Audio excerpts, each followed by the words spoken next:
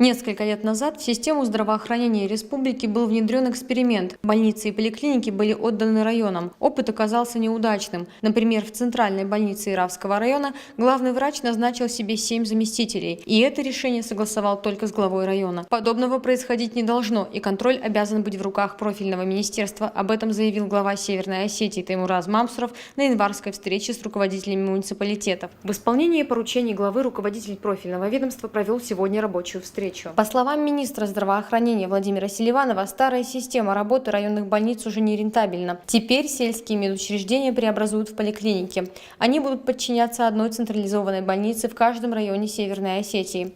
У нас есть ряд специальностей, о которых мы сегодня говорили, у которых у нас достаточно большое избыточное.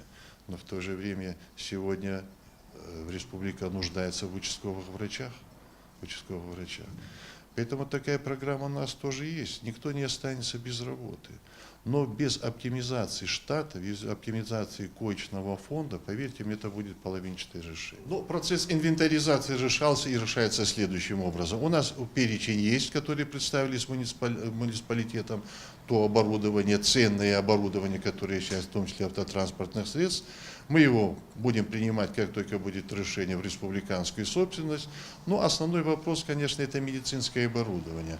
То есть реально мы решили так совместно, что будем принимать в республиканскую собственность то медицинское оборудование, которое будет действительно востребовано и функционировать.